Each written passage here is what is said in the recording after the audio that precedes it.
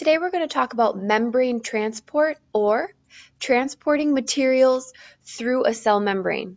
This is a picture of a cell membrane. Remember, cell membranes can be found in prokaryotic and eukaryotic cells. This chart will be put into your notebook and you'll use this video in order to fill it out. We'll start with diffusion.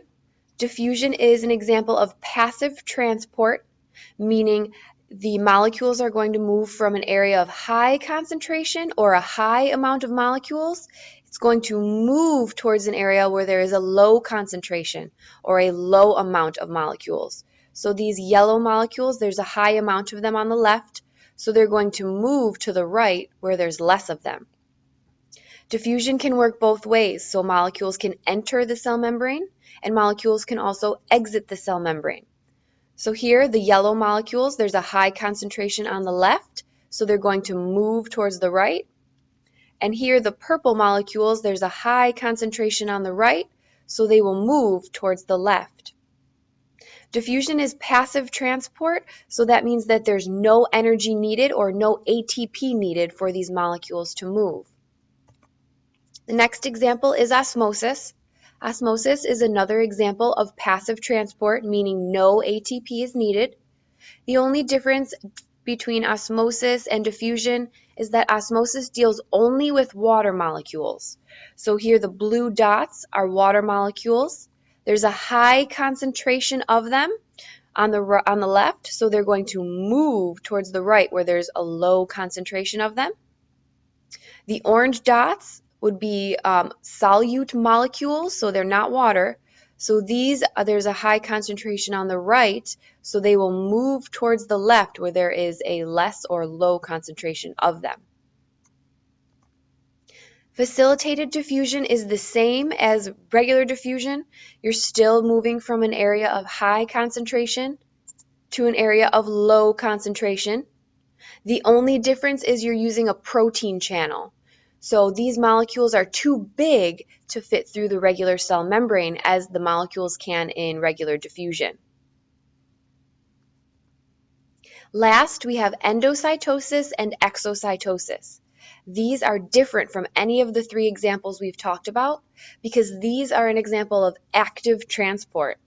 Active transport needs ATP. So just remember that active starts with A and it needs ATP. It requires energy in order for it to function. Also, the movement is opposite.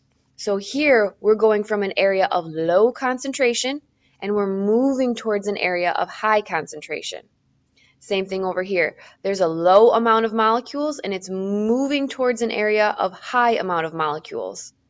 So you can think about it like this. If you're at the bottom of a hill and you have to climb up to the top, that's going to take you a lot of energy. You're going from a low elevation to a high elevation.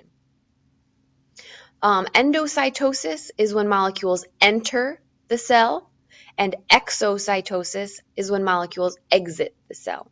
They are both an example of active transport, meaning they both need ATP in order to occur. These are three examples of diffusion or transport. There's hypertonic, which is right here, and that's when all of the solute moves out of the cell. So solute is following the water, the water is following the solute. So all the water is exiting the cell. All the water is exiting the cell, making the cell shrivel up or get small. That's hypertonic. Hypotonic in the middle is when all of the water enters the cell and makes the cell swell up, and it could actually make it blow or blow up. Over here we have isotonic, meaning there's the same amount of water entering the cell as there is exiting the cell. And let's just do a quick little review. Each letter is going to be an example of active transport or passive transport. And each letter is either facilitated diffusion, simple diffusion, endocytosis, or exocytosis. So take a minute and decide what letter A should be labeled, what letter B should be labeled, what letter C should be labeled, and what letter D should be labeled. All right, so let's take a look at the answers. Right here, we're moving from high to low, and we're not using a protein channel, so that's simple diffusion. Here, we're still moving from high to low, so high amount moving to low amount, but we're using a protein channel, so that's facilitated diffusion. Over here, we are moving from a low amount, so there's only 2 molecules here, and it's moving to an area where there's a high amount. As you can see, there's 1, 2, 3, 4, 5 molecules on this side. And you see this little lightning bolt with ATP. So that tells you that it needs ATP to function, meaning that it has to be active transport. And because these molecules are moving into, or because these molecules are entering the cell, it's endocytosis. That's it.